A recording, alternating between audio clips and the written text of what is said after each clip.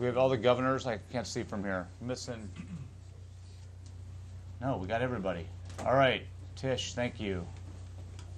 Are we online technologically? Yes. We're good? Okay. So welcome to the third and final part of our board meeting today, and part I'm frankly most excited about. So when I was studying, when I was nominated and before I got confirmed, and I was kind of studying the BBG and VOA and all the different organizations here, one of the things that struck me is we have all these, we talked a little bit just now in the VOA panel on allocation of resources, we have all these continuums of choices to make here in the government between things that you spend more resources on fewer places, less on more places. One of the most striking continuums that we have to go down, and Matt, I think, alluded to this a little bit in the previous panel, is that this organization, BBG, really was, our different entities were really formed, many of them during the Cold War, when the goal was to basically beam AM radio signals over the Iron Curtain and convince members of Eastern Europe and Russia that communism was bad and democracy and capitalism were good. And we still have the same mission now here 50, 60 years later, but we have smartphones and we have internet and we have different technological changes that are rapidly changing the world. So we thought one of the things we'd like to do in the first one of these meetings is really talk about that a little bit, and my kind of dream keynote and panelist for this conversation was Reed Hastings, who I'm so honored and thrilled to have here today. So before I let Reed talk a little bit, I'll tell you why he was my dream president. Thank you to the president for getting him here yesterday. So it made it a little easier to get him here today.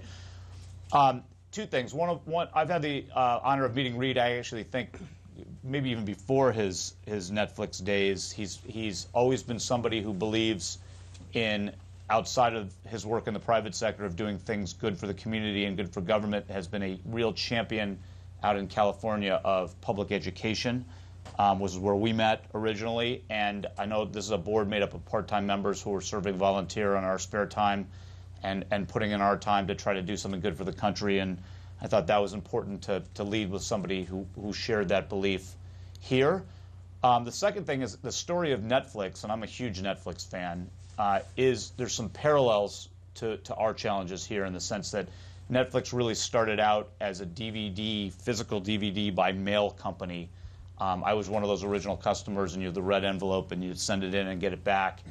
And now Netflix is one of the largest, if not the largest, streaming media company in the world, where many of its customers, including me now as well, are getting our House of Cards or our TV shows in a different form of technology. So I thought the parallel to the challenges that we're going through as we try to transform, same mission, entertainment in the home, to a new technological world, I think Netflix was a great company to try to learn from and figure out what they did. So Reed, thank you for being here. Reed founded Netflix in 1997. Tremendous success, doing a lot of original programming. Reed, welcome to Washington and BBG. So thank you. Take it up from there and go any direction you want. 30 years ago, right now, I headed off to be a Peace Corps volunteer in Swaziland. And what I remember on the radio at night was the BBC World Service. And I'm trying to think why would I have not gotten Voice of America in Southern Africa? Was it not a target? In any case, I have all these strong memories of, that little bit of connection late at night, on the radio. In my case, to BBC World Service there, but probably in many other parts of the world, it would have been Voice of America. So it's an honor and a treat to come in. And yesterday morning, I had breakfast with the Peace Corps director, which for me was the highlight of the day. The White House thing was, just a big photo shoot, and in comparison, and I got to meet with the Peace Corps director,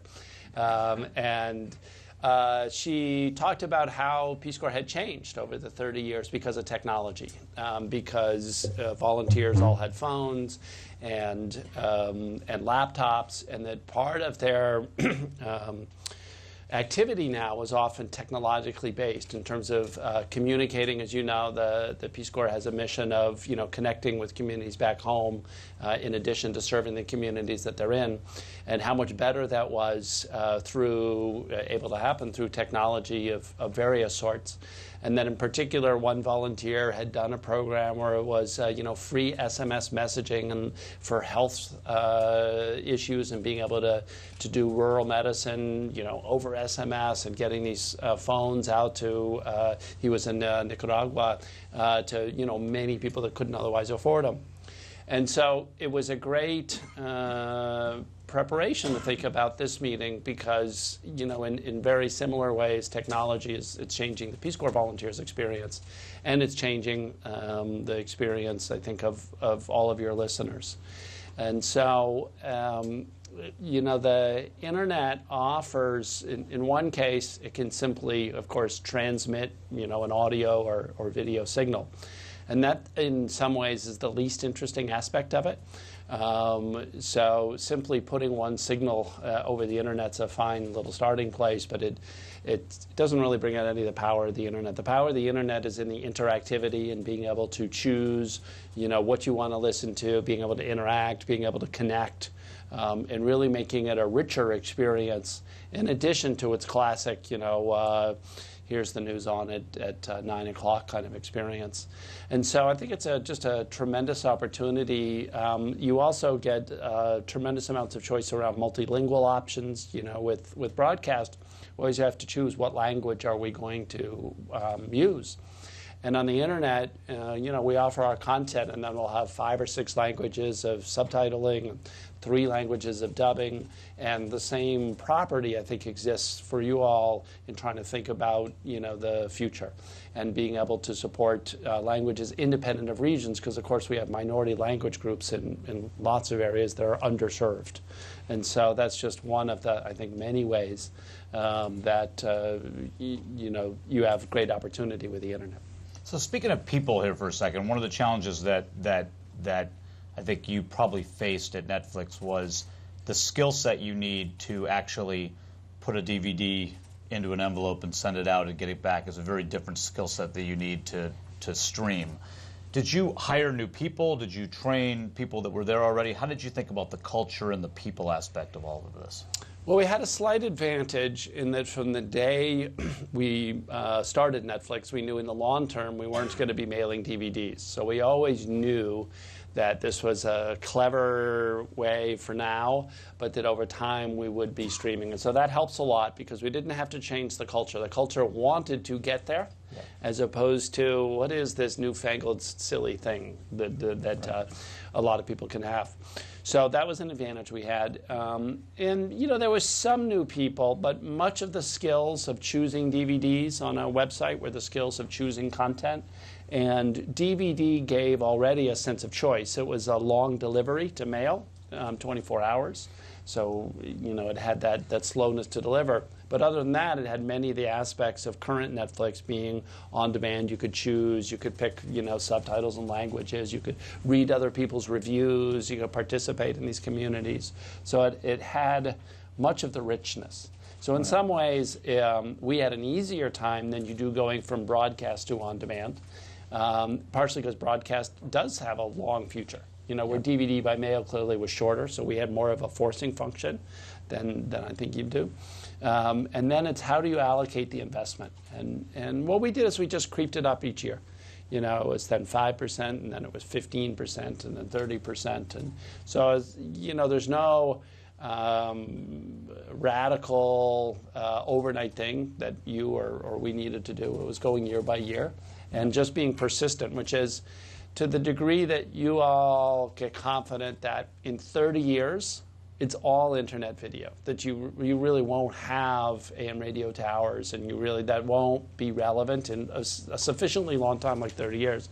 If you can get everybody socialized around that, and that's really what you believe, and you can explain why you think that's true, then I think the organization will naturally follow over the generations. So that you as governors only affect a few things and not the day-to-day operations. But the more that the vision is clear of, 30 years from now, we're going to be all internet, maybe it's even sooner, maybe it's 20, then that sets a context for everybody else. Well, if that's happening, we better get a move on things, and then maybe it's you get really good at encryption, or you get really good at something else that really helps it serve your unique mission.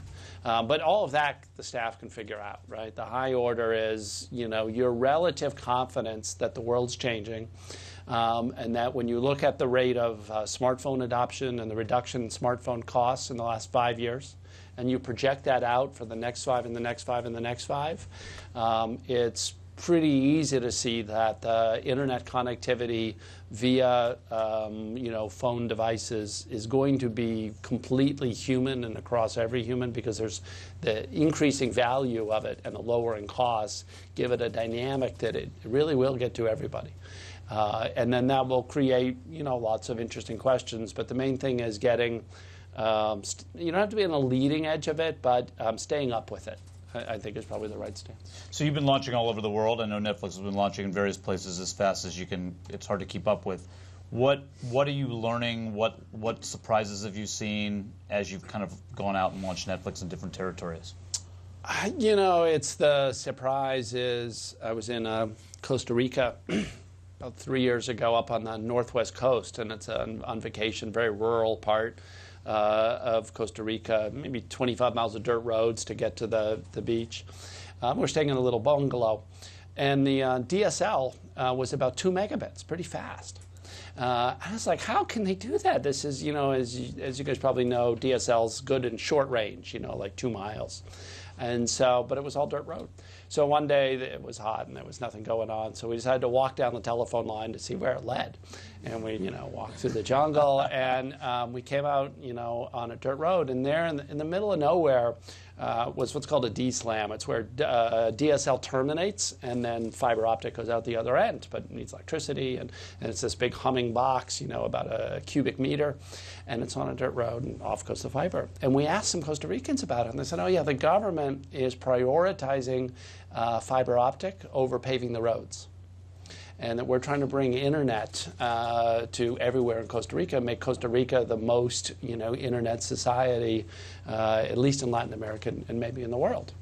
And so they've shifted in their belief about what's going to help Costa Rican society at multiple dimensions, both commercially, culturally, economically, to prioritize laying fiber optic along a dirt road. And so that, for me, is just stuck. And then, the more you read around the world, this is happening in Brazil, it's happening in Australia, it's happening everywhere. Now, in politically repressed areas that you guys have a special mission in, I'm less confident of that. So, you may have, special considerations. But as a general voice to the world, the internet is rapidly getting everywhere at lower and lower costs, and higher and higher functionality. We'll figure out eventually, many new ways of interacting online that we're only scratching the surface of today. Great. It's fantastic. We're going to have a chance to ask Reed some questions later on as part of the full panel. I have one last question before we invite the rest up here. So you haven't been directly involved in government, but you've touched government, public education reform and Peace Corps. This is a mixture of government agencies. You spent some time with the president yesterday talking about IT in the government. Any advice to the people here of how do you lead rapid technological change or address it in a government-like organization? Well, the closest for me was I was on the California State Board of Education for many years, where you're also a volunteer board. And you realize after you come in all excited in your first couple of years because you think you can make a big change, and you realize it's hard because you're volunteers on an occasional basis.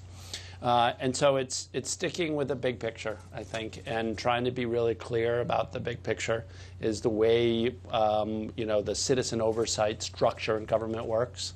And we're not here to micromanage. Here's what's the kind of networking equipment we should buy, or here's the obviously things like that. And so I think if you guys generate discussion and awareness and thoughtfulness, within the staff, they'll figure a lot of it out of where the future direction is. And so it's sort of nudging and maybe supporting the conversation about the technology rather than being overly specific compared to the lifetime or long-term anyway, employees of any organization, whether in my case that was the California Department of Education or yours. Great. Well, thanks, Reed. Let me, and I'm not going to ask any House of Cards questions. I'm going to save you from that.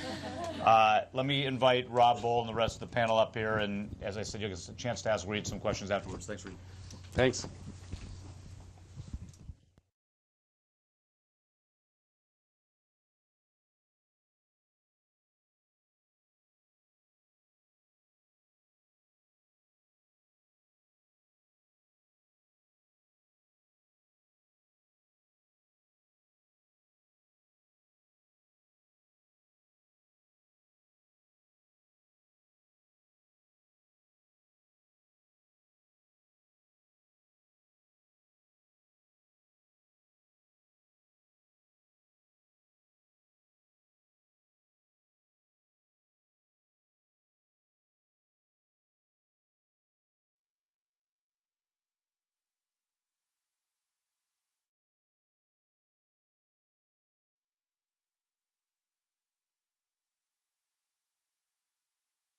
To provide secure and stable technology, done a lot of amazing things in terms of what the digital future of that White House did. And I'm going to talk about Macon Phillips in a moment, but including the We the People platform and the APIs and all the work that has been going on to really transform the way this White House works with the American people.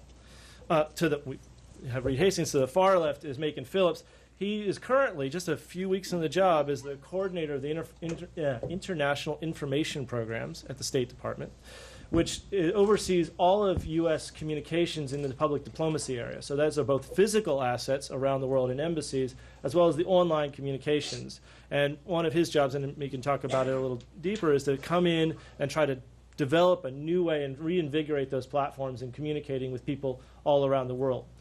Prior to that, he was the digital director at the White House and led some of the most amazing initiatives, including talking with the president directly through Facebook and through Google, working and raising up the idea that citizens can participate in the future of the government. So we have three people of incredible change agents in the world. And so I wanted to give a chance for Tom and Macon to reflect a little bit on some of the things that Reed said and talk a little bit about some of the major lessons you've learned in the work that you've done in moving media organizations forward and some of the key points and transitions. And if you could touch on issues of culture and change and vision, that would be great to reflect on what Mr. Hastings talked about. Tom, can you go first?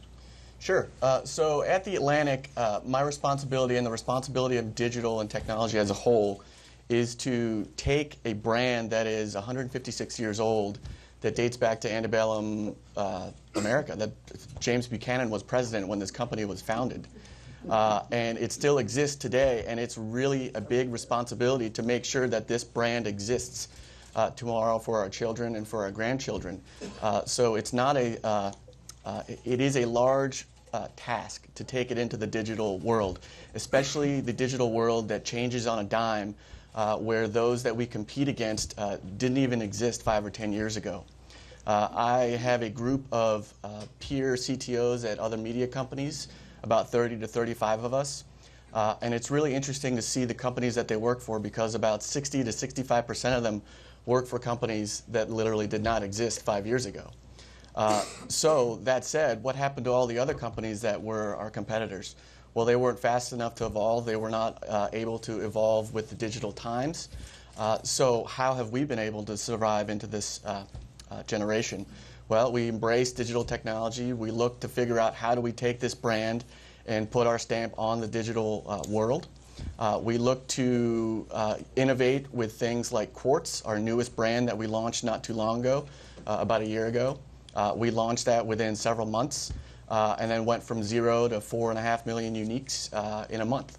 So that's an example of how we're taking an existing brand, an existing umbrella of companies, and making sure that it lasts through these turbulent digital times. Thanks. Macon? Thanks.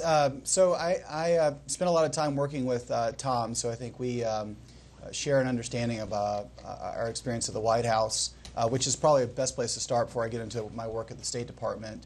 I worked on the 2008 presidential campaign and started at the White House the same day the president did. When he was taking the oath of office, I was in an office building downtown turning on the White House website. And since then, it seems about 4 weeks.